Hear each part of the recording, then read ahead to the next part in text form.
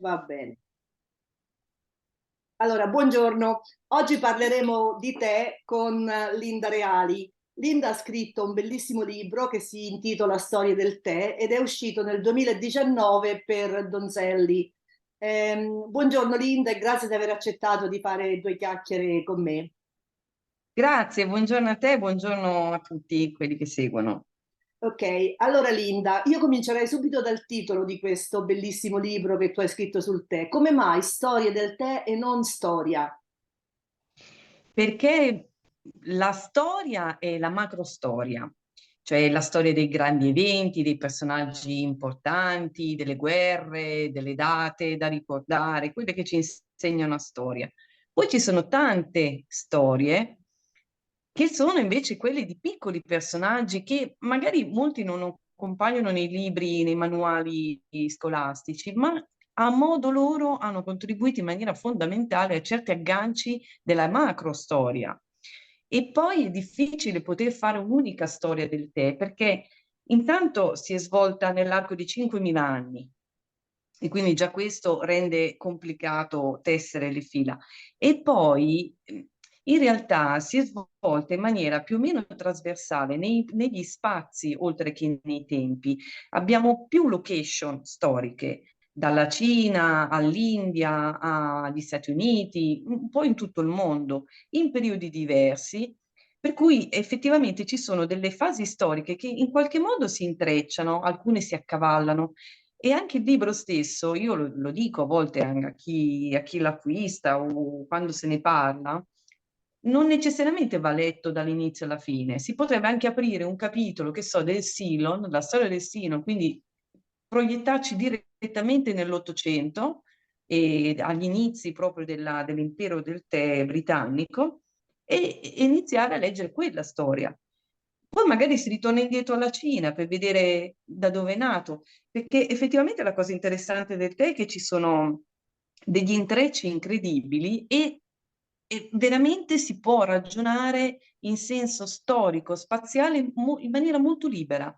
Sì, E questo questo è quello che ci tenevo, insomma, a in far effetti lo comunicare. si percepisce soltanto ad aprire il libro e scorrere il titolo. Io andrei a scorrere l'indice, scusami, andrei a sottotitolo, che anche questo è molto intrigante. Abbiamo monaci, regine, no, monaci, mercanti, regine e avventurieri. Come mai queste Sì. quattro figure? Dici E qualcosa. sono un po' le figure, diciamo, le figure cardine della storia del tè. I monaci si intendono i monaci buddisti, quelli che coltivavano per primi nei loro monasteri, nelle montagne cinesi, coltivavano la pianta del tè. E sono anche quelli che nella regione del Fujian, quindi parliamo della parte centro-orientale della Cina, e in periodo tra il 900 e il 1100 hanno creato proprio la manifattura del tè, cioè i vari metodi di lavorazione che poi creeranno il tè verde, il tè bianco, il tè oolong, il tè nero. Sono tutte fasi di lavorazione che provengono dalla stessa pianta, ma che grazie ai monaci si sono sviluppate queste nuove metodologie che poi sono diventate le metodologie ancora attuali di lavorazione. Quindi i monaci si intende loro, sono anche quelli che hanno poi diffuso la cultura del tè, perché Lu Yu, che è il più grande maestro di tè della storia e dell'epoca Tang, quindi parliamo dell'ottavo secolo, ecco, lui era cresciuto in un monastero, non era un monaco, ma era comunque cresciuto in un monastero, quindi aveva raccolto tutta questa eredità di manifattura, di tradizione e poi girovagando per tutto il paese l'aveva un po' diffusa. Ci sono anche i monaci giapponesi che andando in Cina hanno acquisito quella tecnologia, diciamo, comunque quell'arte del tè, l'hanno portata in Giappone e l'hanno diffusa. Quindi quelli sono i monaci orientali, ma ci sono anche i monaci occidentali, coloro che per lo più la Compagnia delle Indie, cioè la Compagnia delle Indie che si portava dietro questi missionari olandesi e anche portoghesi, comunque cristiani, e loro erano quelli che entrarono veramente in contatto per la prima volta con la cultura cinese. E, l'intento era di cristianizzare la Cina, non ci sono mai riusciti, però c'è stato uno scambio culturale molto interessante, perché uno di questi monaci, padre Matteo Ricci, che è quindi un italiano di Macerata, lui addirittura riuscì a risiedere all'interno di Pechino, della città proibita, fu anche sepolto lì. E quindi era un monaco che portava la cristianità nel cuore proprio della Cina e quindi tutto il sapere occidentale. Quindi questi sono i monaci. Poi ci sono i mercanti, che è I la Compagnia mercanti. delle Indie Orientali, prima olandesi, poi inglesi, e sono quelli che poi hanno sfruttato tutto quel grande bacino di prodotti che era la Cina, dalle sete, alle porcellane, il tè ovviamente, quindi loro erano il ponte proprio fisico fra l'Oriente e l'Occidente. Poi ci sono le regine, perché effettivamente le regine, ne ho parlato in un incontro recentemente a Roma, le figure femminili nella storia del tè sono tutte regine o comunque donne dell'alta società. E sono state figure molto interessanti, molto accattivanti, perché erano donne che portavano la novità, cioè portando il tè con sé da un regno all'altro, portavano questo nuovo stile anche di berlo, perché qui non si parla di manifattura, ma di prodotto finito.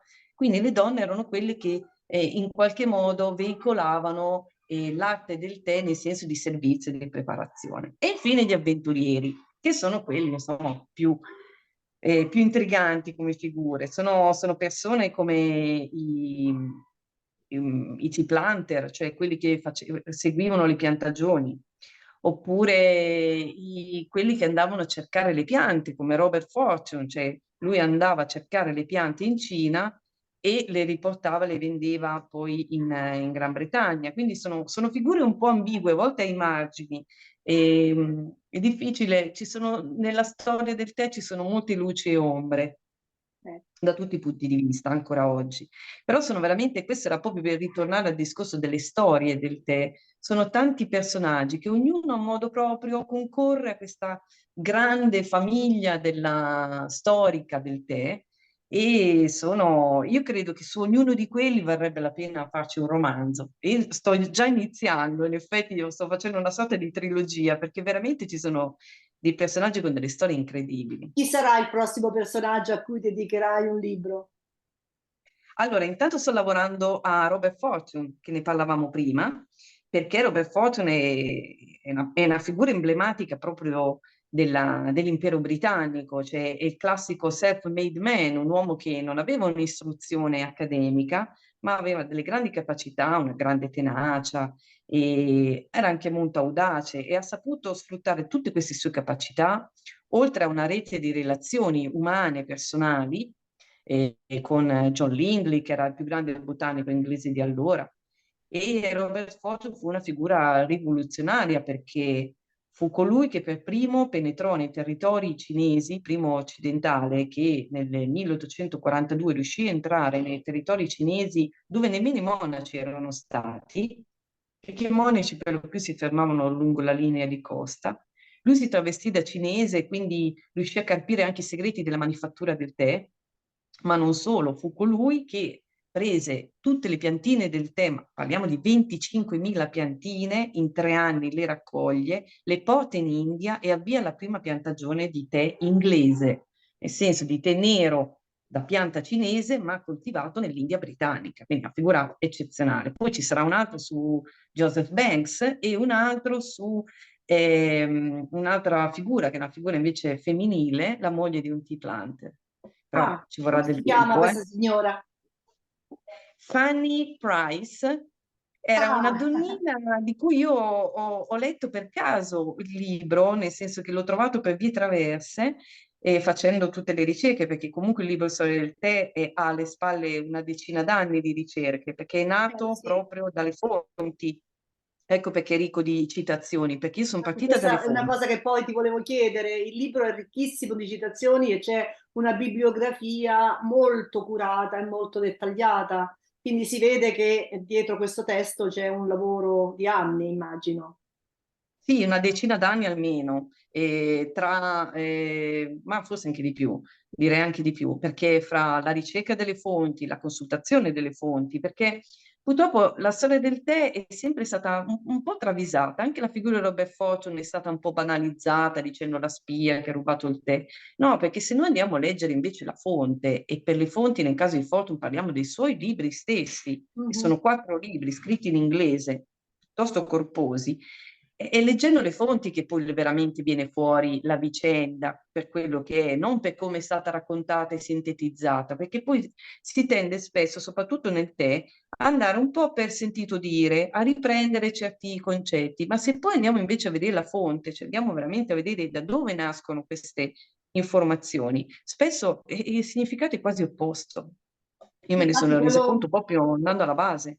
quello che tu fai è il lavoro dello storico, quindi utilizzando le fonti Sì. poi e mettendole insieme e raccontare e cercare di trovare un'unità e una coerenza. Senti, l'ultima cosa, all'esterno del libro c'è una bellissima copertina. Da dove viene Ah. quell'immagine? Quella è un'immagine di Paxton, Mhm. un pittore dei primi del Novecento, ed è un'immagine che noi avevamo scelto perché dava un senso di femminilità e di eleganza, e con questo viso anche quasi annoiato di queste E due poi amiche, dice una che una serve di donna con spalla un il vestito di tè e l'altra festa che... meraviglioso. Sì, sì, sì, sì.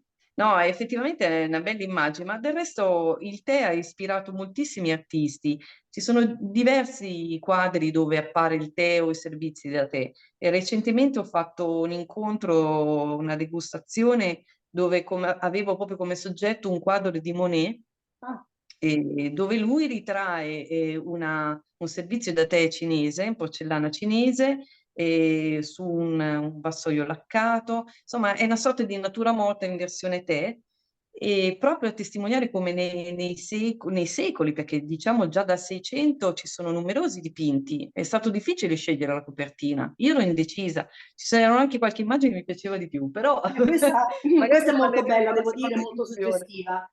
Senti, Sì, entriamo un sì, attimo sì, all'interno. Il tè, come quasi tutte le sostanze particolari, ha un'origine leggendaria, no?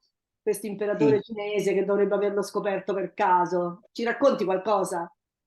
Beh, io partirei proprio dal concetto della leggenda, perché eh, la leggenda, anche nella nostra cultura occidentale, nasce sempre da qualcosa, che sono di solito eventi storici, ma può nascere, e questo io credo, da sociologa storica, credo che in questo caso nasca non da un episodio storico, ma da un disegno culturale ben Mm. preciso. Cioè, nel terzo secolo avanti Cristo, dal terzo secolo avanti Cristo al secondo dopo Cristo, c'è stata una dinastia che ha dominato buona parte del territorio cinese, che era la dinastia Han. Questa dinastia ha attuato una sorta di disegno politico e culturale ben preciso, che consisteva nel dire: noi siamo un unico paese, mentre prima era una serie di frammentazioni di etnie, di popoli, di strutture gerarchiche, noi siamo un unico paese, e questo unico paese deve avere una lingua comune, una scrittura comune, un modo di ragionare comune. E questo modo di ragionare che cosa lo dà? La cultura. Dunque loro si sono messi veramente a tavolino, perché parliamo di un'elite intellettuale molto raffinata, si sono messi a creare proprio da zero una serie di leggende, noi le chiamiamo leggende, ma in realtà per loro sono dei racconti, quasi a confine con il racconto storico, in cui si crea un'origine comune per delle cose importanti per loro. Il tè, l'agricoltura in generale, la medicina. Non a caso queste tre invenzioni loro le attribuiscono a un unico grande imperatore, che anche questo è un imperatore leggendario, nel senso non abbiamo delle fonti storiche che ne attestano veramente l'esistenza. E questo sarebbe Shennong. Shennong, che è uno degli imperatori, dei 4 imperatori leggendari, e a lui la dinastia Han, cioè i testi postumi, hanno attribuito la scoperta dell'agricoltura e della medicina, e quindi anche la scoperta del tè. Questo per dire che loro, attraverso questa operazione culturale, hanno reso il tè un elemento comune, un elemento unificatore, e ancora oggi lo è, straordinariamente lo è. Tanto che, e faccio un salto sull'attualità, è talmente comune ed è talmente considerato un simbolo, che oggi i simboli di protesta dei giovani contro la politica di Xi Jinping è il Milk Tea Alliance, cioè un tè bevuto con il latte, che per un cinese tradizionale è proprio una cosa da Via, evitare nella maniera più assoluta. Quindi infatti. questa leggenda, io appunto è una leggenda che si trova spesso anche online, però attenzione perché secondo me più che una leggenda questa dietro nasconde proprio un disegno politico, appunto anche economico, culturale molto forte ed è una cosa secondo me su cui vale la pena riflettere anche sulle nostre leggende, perché noi tendiamo a considerare un po' delle favolette, invece bisogna vedere da dove vengono, chi è che le ha diffuse per primo, perché in base a quello, e qui ritorniamo al lavoro dello storico, un po' un detective, in base a chi l'ha diffuse per prima noi capiamo lo scopo di quelle Certo, leggende, dove vogliono andare a decisamente. parare. Allora, un'altra cosa importante per il tè è la sua connessione con i riti e la religione. Ne parlavi Ah, all'inizio sì. quando parlavi dei monaci, ma insomma anche in Giappone sappiamo che il tè fa parte di importantissimi riti. Ci vuoi dire qualcosa su questo? Cioè, ci sarebbe moltissimo da dire, magari qualche... Sì, beh, certo, noi lo sintetizziamo e sì, certo, il discorso del tè è legato alla religione non tanto come dogma, ma come elemento di unione e di convivialità all'interno di monasteri. Cioè i monaci cinesi non usavano il tè come la nostra messa cristiana usa il vino. Non era una bevanda di rito, era una bevanda con cui rinfrescarsi o tonificarsi durante le fatiche del giorno, oppure che sosteneva i monaci durante la meditazione notturna, oppure era una bevanda da offrire agli ospiti, ai pellegrini che si recavano in pellegrinaggio al monastero. Quindi in questo senso è legato alla religione, ma appunto non in senso simbolico, ma veramente come bevanda, come prodotto che era comunque legato al monastero, ma non soltanto perché poi veniva bevuto anche nella corte imperiale, nelle grandi famiglie cinesi, quindi in questo senso si svincola. Tanto che, parlando ad esempio del Giappone, noi parliamo della Chanoyu come la cerimonia del tè. E anche lì io mi sento di dissentire perché in realtà Chanoyu in giapponese vuol dire acqua calda per il tè, che è molto diverso da cerimonia Sì, del tè. molto Come è diverso. arrivato a noi cerimonia del tè?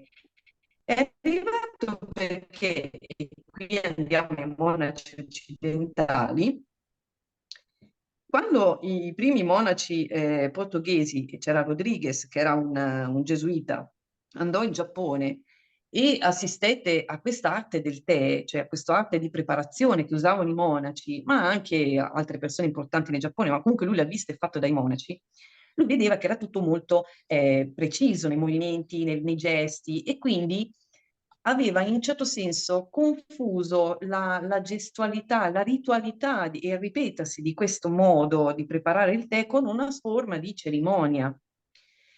E il fatto che lo preparassero i monaci, per lui pensò che fosse una forma quasi di preghiera, no? Mhm. Appunto come noi che con l'ostia o con il vino durante la messa cattolica. Ecco perché lui parlò, lui come anche altri gesuiti parlavano di cerimonia del tè, però veramente molto semplicemente è un'arte, non Sì. è legata alla religione, tanto che i maggiori artisti, maestri del tè in Giappone non erano monaci, ma erano guerrieri, i samurai o le È geishe verissimo. nel O le tempo, geishe, quindi infatti, quanto più di lontano non possiamo è immaginare possibile dalla fare la religione, religione. no? Eh sì. Senti, Linda, adesso invece ecco, hai menzionato all'inizio della nostra conversazione i diversi tipi di tè, il tè verde, il tè nero, il tè bianco. Distinguiamo un Eh, pochino, che cos'è che distingue le tipologie di tè? Allora, partendo dal presupposto che sono tutte della stessa pianta, cioè sono raccolte da una pianta che si chiama Camellia sinensis e che cresce endemica in una fascia che va dal nord dell'India allo Yunnan, quindi a sud della Cina, ma anche in altre zone della Cina dove è stata coltivata da secoli, quindi possiamo dire che ormai è endemica e comunque è sempre Camellia sinensis, con una varietà sinensis o assamica, ma questo poco conta, perché quello che conta veramente e che ci distingue il tè verde, il tè nero e il tè oolong è il metodo di lavorazione, Cioè ci sono i metodi, i tè non ossidati e i tè ossidati. I non ossidati sono il bianco, il verde e alcuni oolong, cioè parzialmente ossidati. Gli ossidati sono altri tipi di oolong che sono un po' più ossidati, il nero e il fermentato, che sarebbe puer. Quindi è una, diciamo, una distinzione che facciamo noi occidentali in realtà, perché poi i colori i cinesi li applicano in maniera diversa, però certo è una questione di lavorazione, perché se io voglio un tè ossidato vuol dire che lo lavoro in modo che lavoro le foglie e fuoriesce della linfa che ossida a contatto con l'aria. Se voglio creare un tè nero, quelle foglie le lascio all'aperto per un periodo di tempo, qualche ora, loro si anneriscono e a quel punto, per bloccare l'ossidazione al punto giusto, viene sottoposto a cottura. Viceversa, se io non voglio un tè ossidato, non faccio altro che raccoglierlo, lavorare la foglia nella forma che desidero e cuocerlo subito, così non si innesca l'ossidazione. Questa è la grande differenza alla fine fra i verdi e i neri.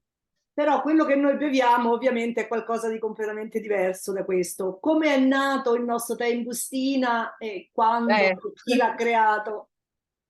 Allora, premesso che io il tè in bustina non lo, cioè, proprio Sono, non lo sono contemplo. sicura che tu non lo bevi, però insomma, la maggior parte delle No, persone è quello quando che si pensa... beve nella maggior eh, parte, certo. È sempre tè, anche lì cambia la lavorazione, ma lì cambia proprio a livello di mercato, perché il tè in bustina in Oriente non esiste. eh. L'abbiamo inventato noi, nello specifico sono stati gli americani all'inizio del Novecento, e perché ovviamente era più comodo per noi, no? Avere delle foglie dentro un sacchettino già pronto, metterlo nella tazza, buttare la bustina e berci il tè.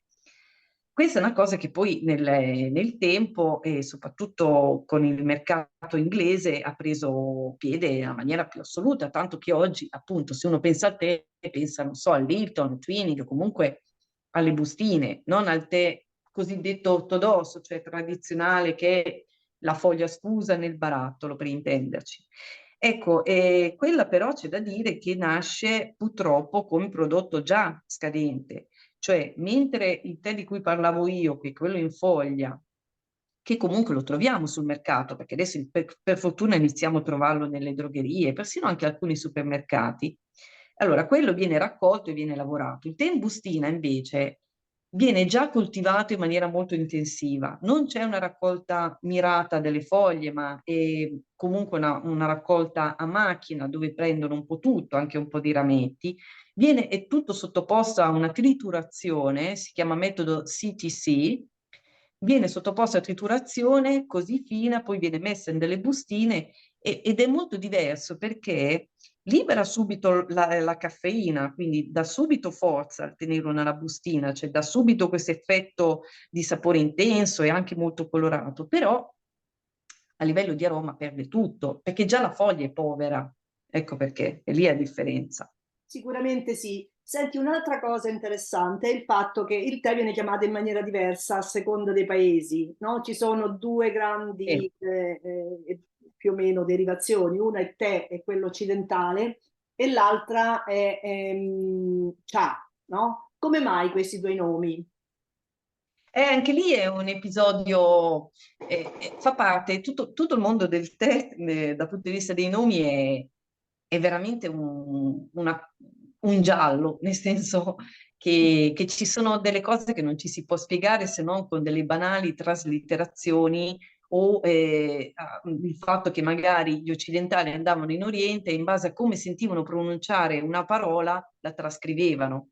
E questo è l'esempio, ad esempio, tra la radice cha e la radice te. Ti. Perché? Allora, partiamo dal cha. I primi occidentali che sono arrivati in Oriente erano i portoghesi e loro sono arrivati in una parte sud della Cina, del Guangdong, quindi Canton. Là pronunciavano la parola, quella parola lì, quell'ideogramma lo pronunciavano cha, per cui i portoghesi hanno iniziato a chiamarlo cha, tanto che nei resoconti i primissimi resoconti del Seicento, sia dei monaci ma anche dei mercanti olandesi, portoghesi, loro parlano di bevanda come cha, scritto CH. Successivamente, quando gli inglesi con la Compagnia delle Indie arrivano in Cina e vanno un po' più a nord del Guangdong, ma vanno nei Fujian, quindi saliamo un po' di più nella zona di Fuzhou, quindi dei porti centro-nord, ecco lì lo pronunciavano in maniera diversa, perché la Cina è un po' come da noi in Italia, cioè se io vado a sud sento una pronuncia della stessa parola, al nord ne sento un'altra. Allora cosa è successo? Che gli inglesi sono andati nel Fujian, quindi un po' più a nord, e là la stessa parola, lo stesso ideogramma lo pronunciavano ta. Mm. Da qui gli inglesi hanno iniziato a dire ti. Quindi, morale della favola, noi abbiamo l'Europa, diciamo l'Europa del Nord, che ha questa pronuncia T, te, i tedeschi, te, ad esempio te, TH e acuta per i francesi, noi che lo scriviamo T e grave, e quindi abbiamo usato questa radice, mentre i portoghesi sono rimasti con la radice cha, con la parola cha, così come gli indiani, perché gli indiani Sì, e i russi, i cioè russi. coloro che invece avevano avuto i contatti con la Cina in maniera diretta, non attraverso, attraverso la Compagnia delle Indie, ma attraverso proprio i contatti con la Cina, loro usano la parola cha. Infatti il chai indiano, Chai, il cha russo anche. sì, Quindi chai. tutto nasce da chi ha avuto contatto con chi e come lo pronunciavano. Linda, io sarei qui con te a parlare per ore, però insomma, immagino che anche tu avrai le tue cose. Un'ultima domanda: quali sfide deve affrontare questa bevanda che ormai è diventata globale adesso, nel Eh, XXI secolo, allora, io ne ho parlato sì, nell'ultima parte del nell'ultima mio parte del tuo libro, libro? perché, e lì devo ringraziare l'editore che mi ha dato questo stimolo, perché io mi ero fermata un po' alla storia, alla storia del Novecento. In realtà il tè continua a essere molto Sì. attuale e deve affrontare delle sfide su più livelli. La sfida ambientale, perché i cambiamenti climatici sono sotto gli occhi di tutti, sono una realtà ovviamente e colpisce anche l'agricoltura, per cui il tè, essendo comunque un prodotto coltivato, una pianta, ne risente.